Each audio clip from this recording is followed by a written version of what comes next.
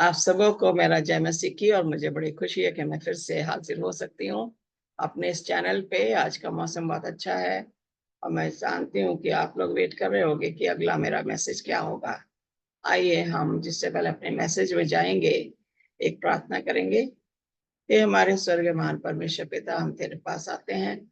तूने मौका दिया कि ये जो मैंने आज स्लाइड तैयार की है, तो पवित्र आत्मा के द्वारा मेरे शब्दों को छू, एक एक शब्द जो मैं बोलूं वो तेरी ओर से हो, ताकि लोग इसको सुने, समझें और उसको फॉलो करने वाले बने और आशीषित हो सके। यही मेरी प्रार्थना है। मैं पापी हूँ, मेरे पापों को क्षमा कर और मुझे शुद्ध कर, ताकि मैं एक एक वचन सही तरीके से बोलने वाली बनूं।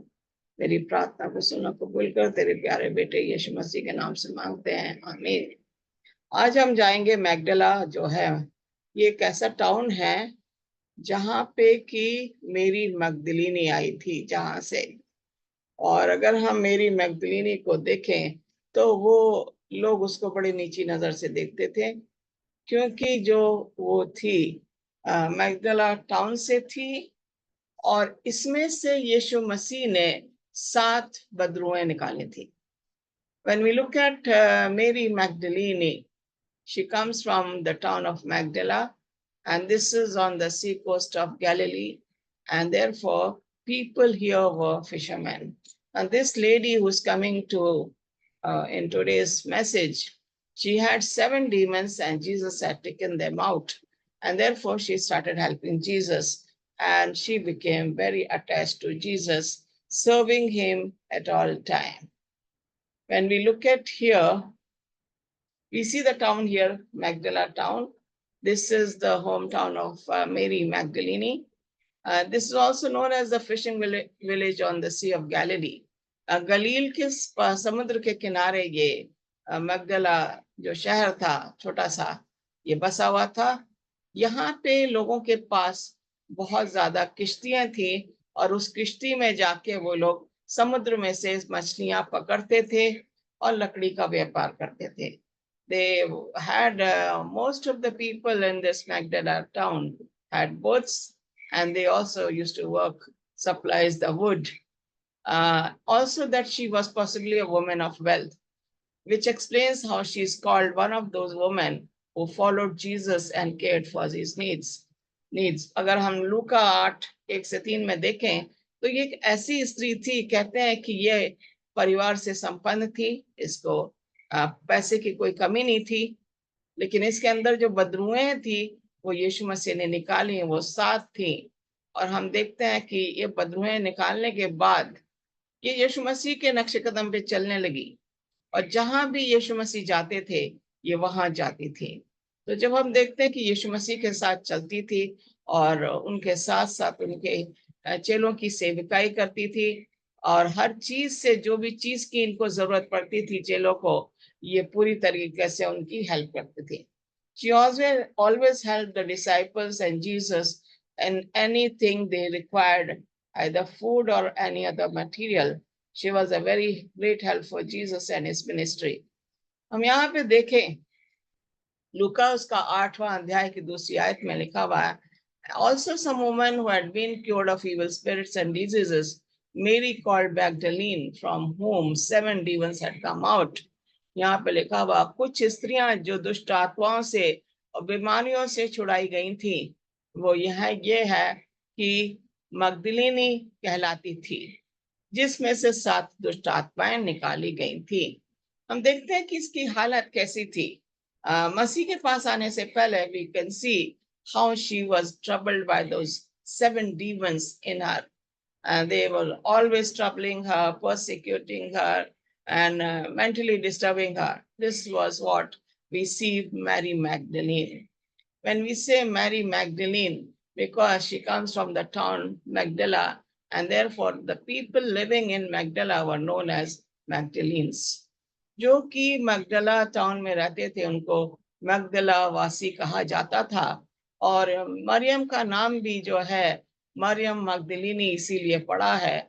और भी स्त्रियां थी जिनमें से यीशु मसीह ने दुष्ट आत्माएं निकाली थी, लेकिन उन सबसे ज्यादा मरियम जो थी यीशु मसीह के साथ साथ जाती थी और उनकी सहायक थी उनकी मिनिस्ट्री में, सेविकाई में।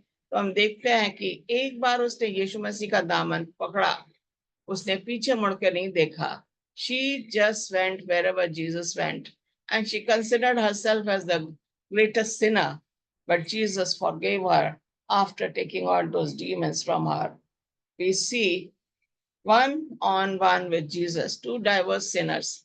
दो तरह के यहाँ पे sinners हैं, woman and Jesus, मरियम मगदलिनी और यीशु मसीह। ये जो मरियम मगदलिनी है, she admitted she was a sinner. और मैं सोचती हूँ कि अगर हम एक पापी अपने आप को बोले कि वो पापी है, तो वो अपने पापों का प्रायश्चित भी कर सकता है। अगर वो बोले वो पापी नहीं है, तो पापों का प्रायश्चित नहीं कर पाएगा। इसलिए इसने जो है बोलती थी आई एम अ सिनर, और ये एक्सेप्ट करती थी कि वो सिनर है। दूसरा चीज अगर हम देखेंगे, she felt the strong contrast between the sinlessness of Jesus and her own sinfulness. यहाँ पे बताया गया यीशु मसीह में कोई पाप नहीं था, वो निर्दोष थे, दोष रहित थे। लेकिन मरियम मगदलिनी पूरी पापिन थी, वो अपने आप को पापिन बोलती थी। और दोनों में बहुत बड़ा कॉन्ट्रास्ट है, यीशु मसीह जो पापी नहीं थे, मरियम जो पापिन थी। There was a big contrast between Mary Magdalene and Jesus. Jesus was sinless and she was sinful, and therefore she accepted that. Two different contrasts we see here. Her actions expressed humility and changed her heart. उसके जो जब उसके अंदर से दुष्ट आत्माएं निकाली गईं, तो उसके जो बदलाव है, जो व्यवहार है, एकदम से बदल जाता है, एकदम से हलीम बन जाती है।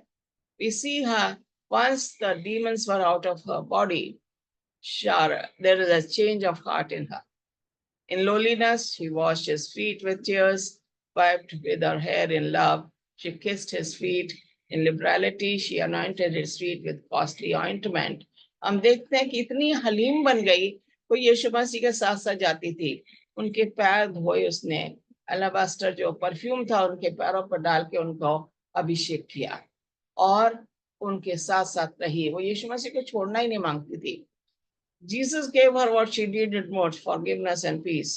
यीशु मसीह ने उसको जरूरत थी उसके पापों की माफी, और यीशु मसीह ने उसको उसके पापों की माफी दी, और उसके अंदर वो प्यार जगाया, वो विश्वास जगाया जो कि एक पापी के अंदर होना चाहिए।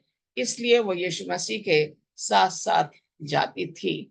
And Jesus loved her because he had taken out the demons from her. He had compassion on her, he forgave her, gave her peace of mind, and then he created faith and love in herself, and therefore she followed Jesus wherever Jesus went. When we look at here, we see her before Jesus could go to be arrested and taken for the crucifixion. There was a week before that, Jesus was invited by a Pharisee. And so here she comes to know Jesus is there in that house. So she takes a perfume, a very costly perfume, and she goes there. Mary took a pound of costly perfume made of pure nard, anointed Jesus' feet and wiped them with her hair. वह उसके पीछे उसके चरणों में खड़ी थी, वह रो रही थी और अपने आंसुओं से वह उसके पैर भिगोने लगी। फिर उसने पैरों को बालों से पोंछा और चरणों को चूम कर उन पे इत्र डाल दिया। कितना बड़ा सेक्रीफाइस है। पहली बार उसने जो है वो परफ्यूम ली, वो बहुत कॉस्टली थी, वो अपने आंसुओं से यीशु मसीह के पैर धोए। वो दिखा रही थी कि वो यीशु मसीह को कितना प्यार करती है, सच्चे मन से प्यार करती है, क्योंकि यीशु मसीह ने उसके पापों को क्षमा किया। She cried and she was washing the feet with her tears and wiped them with her hair. And this is how she kept crying in the house of this Pharisee.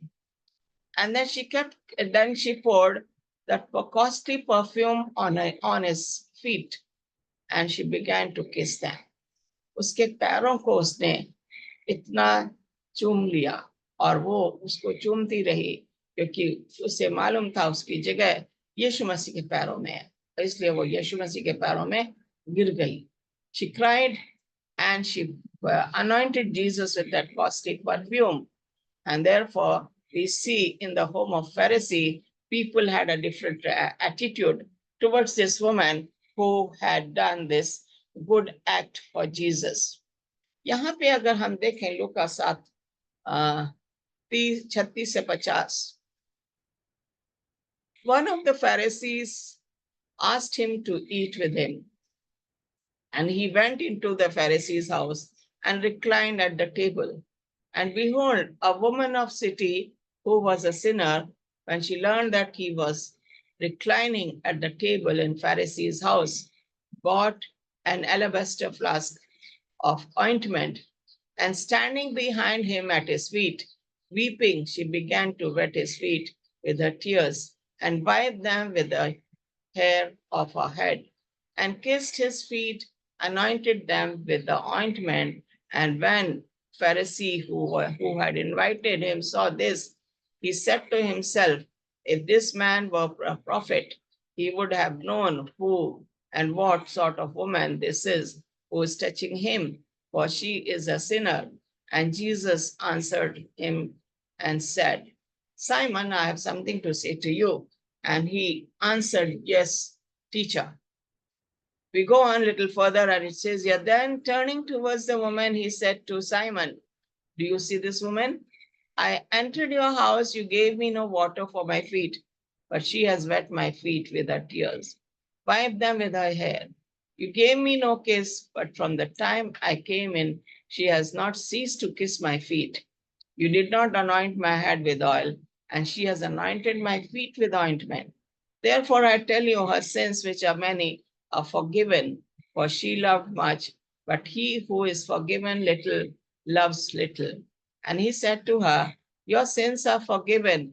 Then those who were at the table with him began to say among themselves, who is this who even forgives sins? And he said to the woman, your faith has saved you. Go in peace. We see the attitude of a Pharisee and we see the attitude of this woman. Two different women, two different people. A Pharisee, a sinner like her. But he did not dare to wash the feet of Jesus. That was the tradition. Any man you are inviting in your home, you have to first wash his feet and then call for the dinner. But he never did all these things. But when he saw this woman doing all this, he thought in his mind, if Jesus knew this woman is a sinner, he wouldn't be sitting here. And then he said, Jesus knew his mind immediately. He said, I want to tell you something. And he says, yes, teacher. He says, when I came here, you were the one who invited me. You were supposed to wash my feet. You were supposed to give me the royal treatment. You have not done this. But this woman who is here, who kept crying all the time, yeah, wiped my feet with her tears, washed them, then anointed my feet. And therefore she has done what nobody will do. Whenever people are going to talk, they will talk about this woman. And therefore he says, woman, your sins are forgiven and your faith has saved you. Go in peace. What a kind of a person Jesus was. Let's see here. एक फरीसी जो उसे अपने आप भोजन करने के लिए आमंत्रित किया और वह फरीसी के घर में जाकर भोजन पर बैठा।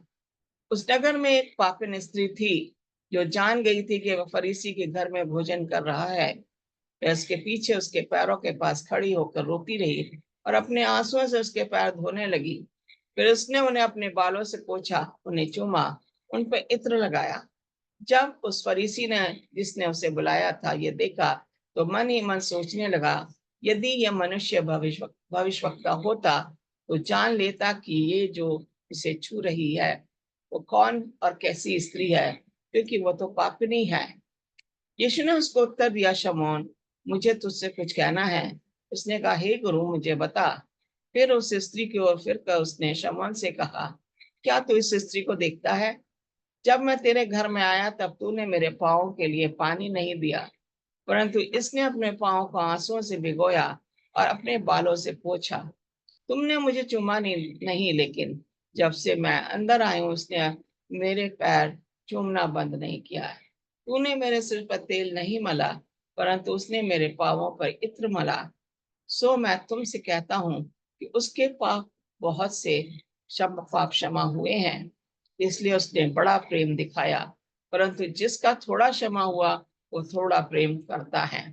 यहाँ पे अगर देखा जाए तो ये जो शमौन है ये भी पापी था, और ये मरियम मगदलीनी भी पापिन थी।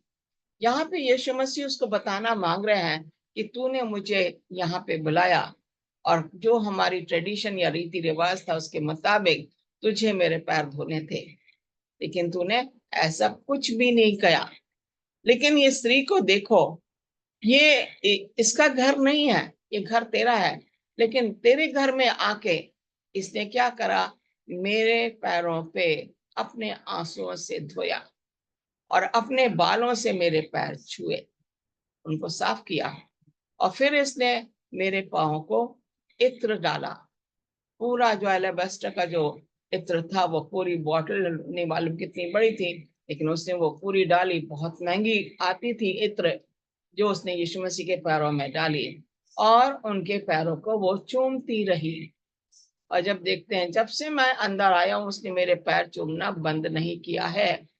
तूने मेरे सिर पर तेल नहीं मला, क्योंकि जब पैर धोते हैं किसी अतिथि की तो सर पे तेल भी लगाना पड़ता है। उसने ऐसा कुछ भी नहीं करा, लेकिन इस स्त्री ने उसके पैरों पर इत्र मला। सो मैं तुमसे कहता हूं उसने बहुत से पाप क्षमा हुए, इसलिए उसने बड़ा प्रेम दिखाया। परंतु जिसका थोड़ा क्षमा हुआ है थोड़ा प्रेम करता है।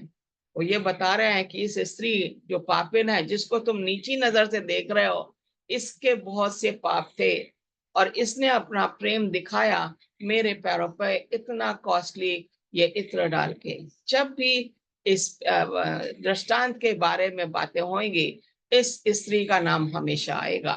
उसने कहा इसके पाप बहुत थे और इसने अपना प्रेम दिखाया। वो एलाबास्टर का जो इत्र था मेरे पैरों में डाल के मुझे अभिषेक किया। तेरे पाप कम है, इसलिए तूने थोड़ा सा प्रेम दिखाया। अगर तू भी इसके समान प्यार करता मुझे, तो सबसे पहले मेरे पैर धोता और मेरे सर पे तेल मलता। लेकिन शमौन, तूने ऐसा कुछ भी नहीं करा। और इस तरीके से यीशु मसीह ने उसे बताया कि जितना बड़ा पापी होगा उतने ज्यादा उसके पाप क्षमा होंगे, जितना कम पापी होगा वो थोड़ा प्रेम दिखाएगा। जिसके ज्यादा पाप हुए हैं वो ज्यादा प्यार दिखाएगा, जिसके कम पाप क्षमा हुए हैं वो कम प्यार दिखाएगा। यहाँ पे यीशु मसीह ने बता दिया कि ये स्त्री, इसके सारे पाप धुल गए, और इसने कहा जा तो तसल्ली से रह। और ये देखते हैं कि ये हर जगह यीशु मसीह के साथ साथ जारी है, यीशु मसीह के पास नहीं छोड़ती। और ये यहाँ से यीशु मसीह ने इसके पापों को क्षमा किया। John 19:25-27 we see now, this is now there stood by the cross of Jesus his mother's sister Mary, the wife of Cleophas, Mary Magdalene. And when Jesus therefore saw his mother and the disciples standing by whom he loved, he said unto his mother, Woman, behold thy son. Then said he to the disciple, Behold thy mother. And from that hour the disciple took her unto his home. We see here Jesus at the cross is worried about his mother. She's crying, and we have Mary Magdalene.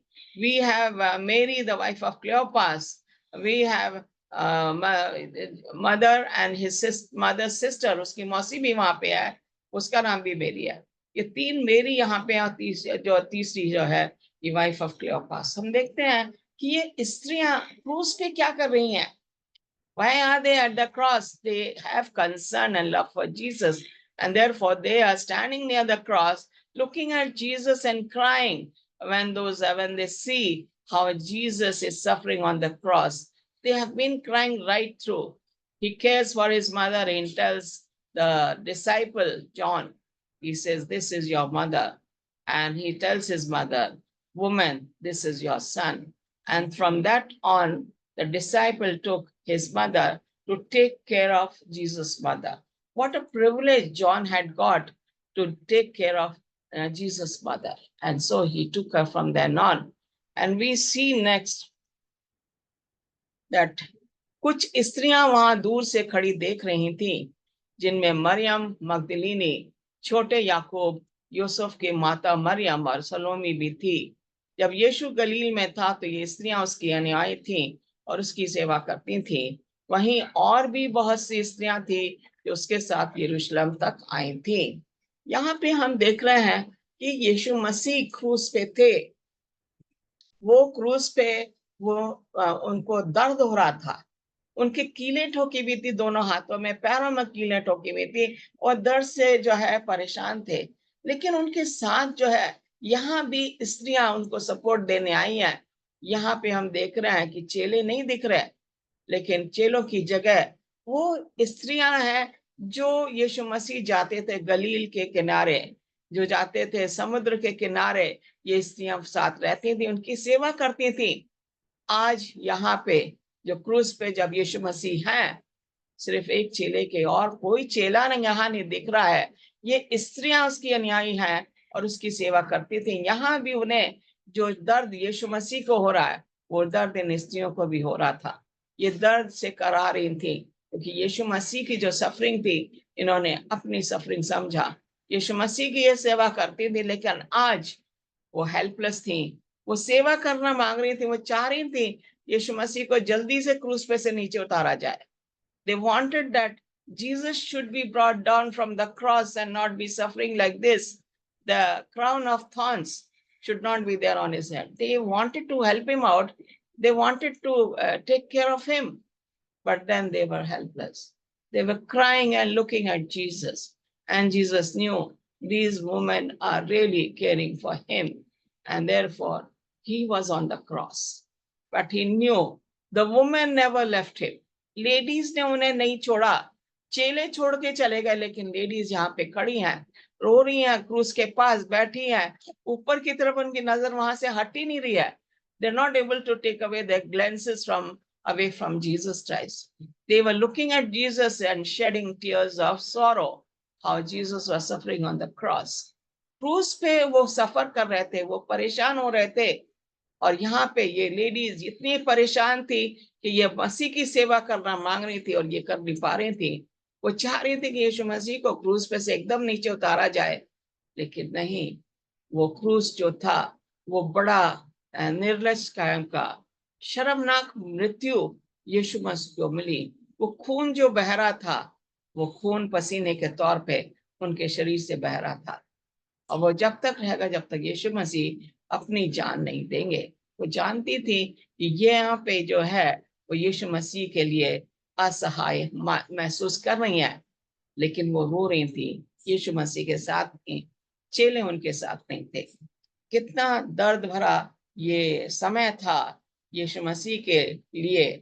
हम यहाँ देखते हैं कि यहाँ पे जब यीशु मसीह जब उनकी डेथ हो जाती है, मृत्यु हो जाती है, let's see what happens here. After these things, Joseph of Arimathea, who was a disciple of Jesus, but secretly for fear of the Jews, asked Pilate that he might take away the body of Jesus, and Pilate gave him permission. So he came and took away the body. Nicodemus also, who earlier had come to Jesus by night, came bringing a mixture of myrrh and aloes, about 75 pounds in weight. So they took the body of Jesus and bound in it linen cloths with the spices, as is the burial custom of the Jews.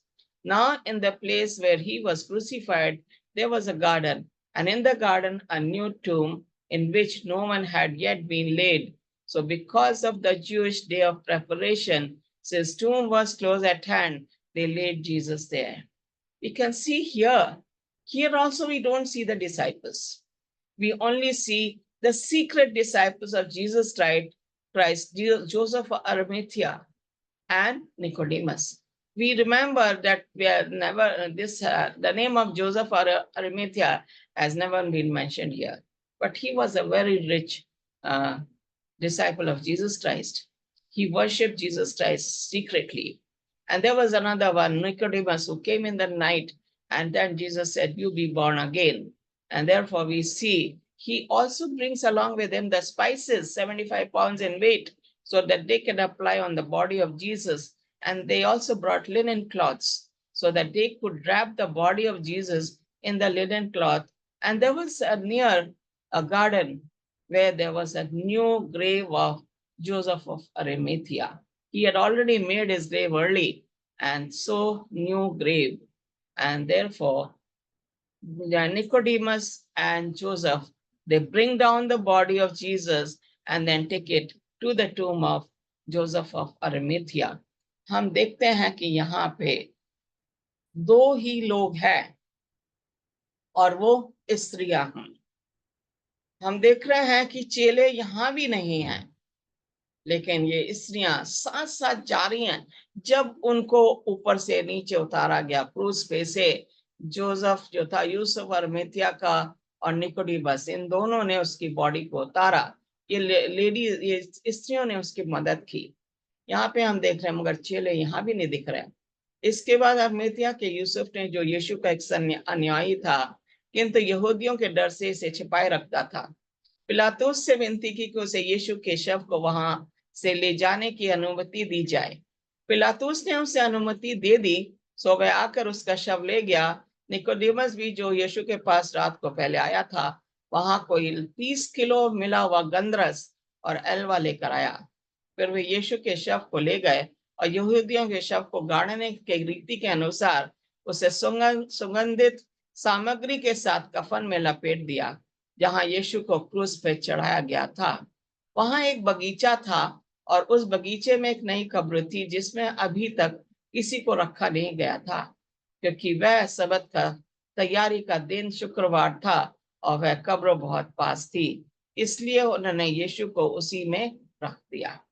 हम देखते हैं निकोडीमस 30 kilo मसाले जो कि dead body पे लगाते हैं वो लेकर आया।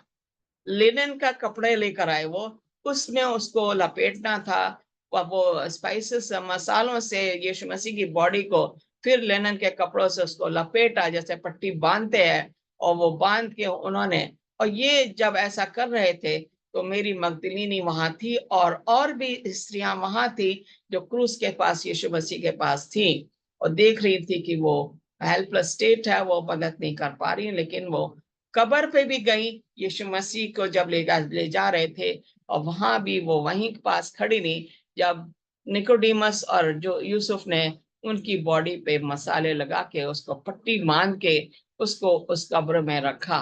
नई कब्र थी और वो बगीचा पास ही में था, उस जगह पे जहाँ पे यीशु मसीह को क्रूस पे चढ़ाया गया था। तो उन्हें ज्यादा दूर यीशु मसीह के शव को नहीं ले जाना पड़ा। And they took the body and brought it and then laid it in the tomb of Joseph of Arimathea. हम देखते हैं कि अब ये होता है,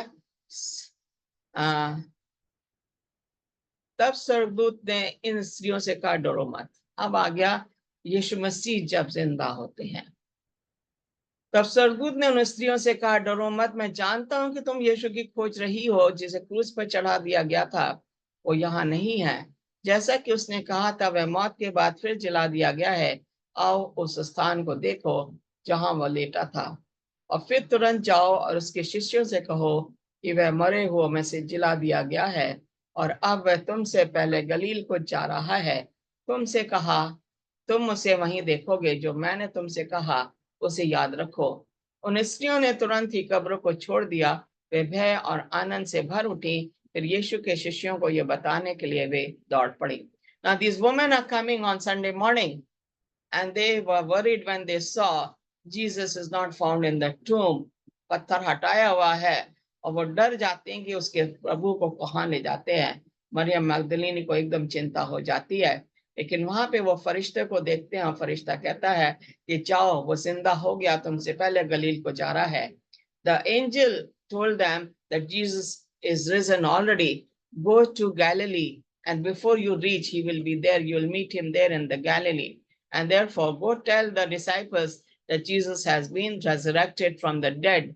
And see here, I want to show you the grave. where they laid Jesus. So he takes them inside the grave. There was only the cloth which was wrapped on Jesus. Besides that, nothing was there. The tomb was empty. So they go happily, and then they have a fear also in their heart. At the same time, they were happy also and excited that Jesus has been resurrected.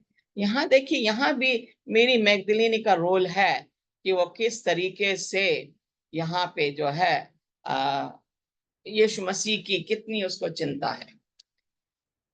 यहाँ पे हम देखते हैं कि मरियम जो है रोती बिलखती कब्र के बाहर खड़ी थी। रोते बिलखते हुए कब्र में अंदर झांकने के लिए नीचे झुकी, जहां यीशु का शव रखा था। वहां उसने श्वेत वस्त्र धारण किए 2 स्वर्गदूत, एक सिराने दूसरा पैताने बैठे देखा। उन्होंने उससे पूछा, हे स्त्री, तू क्यों विलाप कर रही है? उसने उत्तर दिया, वे मेरे प्रभु को उठा ले गए हैं और मुझे पता नहीं कि उन्होंने उसे कहाँ रखा है। इतना कहकर वह मुड़ी और उसने देखा कि यहाँ यीशु खड़ा है। यद्यपि वह जान नहीं पाए कि वह यीशु था। यीशु ने उससे कहा, हे स्त्री, तू क्यों रो रही है? तू किसे खोज रही है? ये सोचकर कि वह माली है, उसने उससे कहा, श्रीमान, यदि कहीं तुमने उसे उठाया है तो मुझे बताओ, तुमने उसे कहाँ रखा है, मैं उसे ले जाऊंगी। यीशु ने उससे कहा, मरियम। वह पीछे मुड़ी और इब्रानी कहते हुए रबूनी अर्थात गुरु। यीशु ने उससे कहा, मुझे मत छू, क्योंकि मैं अभी तक परम पिता के पास ऊपर नहीं गया हूँ, बल्कि मेरे भाइयों के पास जा और उन्हें बता, मैं अपने परम पिता और तुम्हारे परम पिता तथा अपने परमेश्वर और तुम्हारे परमेश्वर के पास ऊपर जा रहा हूँ। यहाँ भी हम देख रहे हैं कि मरियम को चिंता है और ये कब्र के अंदर जाके खड़ी होती है। वहां देखती कि 2 angels, there are 2 angels standing, and the one is sitting at the head and another one is sitting at the feet side, and they are sitting in the tomb. And so when Mary goes inside and they tell her, why are you crying? And she says, my guru, my teacher, someone has taken my teacher, I cannot find him, and so I'm worried about him. And then he says, go, he's already been resurrected. Tell the others that Jesus is resurrected. When she comes out and she sees Jesus there, but she does not recognize this is Jesus. She thinks this is a gardener. So she tells, if you have seen or taken my Lord, please let me know so that I will take him with me. I want to take him. So then Jesus said, Mariam, Mary. And as soon as he says Mary, she recognizes it is the voice of Jesus. वो पीछे मुड़ी, इब्रानी में का रब्बूनी, Rabbani means guru. And then Jesus told her not to touch him. मुझे मत छू, don't touch me, because I have not ascended to my Father in heaven.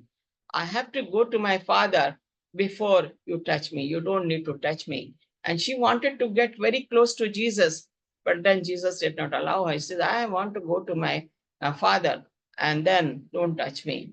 So now she knows, she has seen the first lady who sees Jesus after his resurrection. यीशु मसीह के लिए पहली स्त्री है मरियम मगदलीनी, जो यीशु मसीह को जिंदा देखती है और वो कहते हैं, यीशु मसीह मुझे मत छू, क्योंकि मैं अभी अपने पिता के पास नहीं गया हूं। कितना भाग्यशाली ये पल होगा मरियम के लिए कि उसने यीशु मसीह को देखा। What a joyful moment it would be for Mary Magdalene, that she was able to see Jesus and she was not able to recognize, but when he says Mary, she recognizes it is Jesus, and he tells her not to touch him because he has not ascended to the Father. So when we see a joyful moment for Mary Magdalene, that she sees Jesus and there are no other disciples here. She is the very lucky person to see Jesus after his resurrection. The first person to Jesus in the tomb, after the tomb, he is coming out. And we see here, मेरे भाइयों के पास जा. Now Jesus gives her an instruction. He says, go to my brothers, मेरे भाइयों के पास जा और उन्हें बता, tell them, मैं अपने परमपिता, तुम्हारे परमपिता तथा अपने परमेश्वर और तुम्हारे परमेश्वर के पास ऊपर जा रहा हूँ. And he says, Tell my brothers, tell all my disciples, tell the people that I have been raised from the dead, and I am the resurrection and I am the life. And so he says, go tell all the disciples that I have been resurrected, but I go and ascend to my Father, and then I will come back. So Maryam मगदलीनी ये कहती हुई शिष्यों के पास आई, मैंने प्रभु को देखा है और उसने मुझे ये बातें बताई हैं. What a joyful moment for Mary Magdalene when she says, I have seen Jesus with my own eyes. मैंने यीशु मसीह को अपनी आंखों से देखा. What a joyful moment. I wish I could see Jesus live, but I am a sinner and I can only see him when Jesus is going to come on his clouds and take us to heaven. But this was a joyful moment for Mary Magdalene.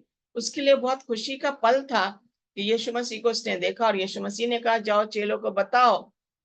एक मरियम और चेलों के पास message डाली, जबकि चेलों को कब्र के पास आना चाहिए था, लेकिन मरियम और दूसरी जो स्त्री सलोमी और मरियम यीशु मसीह की माता, ये लोग कब्र पे जाती हैं और यीशु मसीह को मरियम मगदलीनी देखती है और वो फिर चेलों को आके बताती. तब चेले भाग के जाते हैं, देखते हैं कि वहां टूम खाली है, कब्र खाली है, क्योंकि जो मरियम ने बताया वो सच था और उन्होंने विश्वास किया कि यीशु मसीह जिंदा हो गए हैं. यीशु मसीह जिंदा हुए. हम लोग जो मसीह में विश्वास करते हैं, अगर हम मर जाते हैं मसीह में, उसका क्रूस उठा के मसीह में मरते हैं, तो वो हमें जिंदा करेगा जैसे यीशु मसीह जिंदा हुए. If we die in faith, taking up a cross and following Jesus, if we die in faith, surely Jesus is going to come second time and he is going to take us to heaven, where he is going to live with us 1,000 years. वो moment कितना अच्छा होगा जब हम यीशु मसीह के साथ आसमान में जाएंगे. What a joyful moment we are waiting for. Jesus is definitely going to come. All those who are taken away from us, they will be all be resurrected and they will be taken to heaven. रास्तबाज लोग, चाहे वो मरे हुए हैं चाहे वो जिंदा हैं, उनको आसमान पे उठा लिया जाएगा. 1,000 साल तक रास्तबाज लोग मसीह के साथ आसमान में रहेंगे, स्वर्ग में रहेंगे. It is going to be a joyful moment for us when Jesus is going to take us to heaven and we are going to live with Jesus for 1,000 years. That is going to be a great moment for each one of us. God bless you as you watch this video. Keep subscribing to this channel. God bless you again. Amen.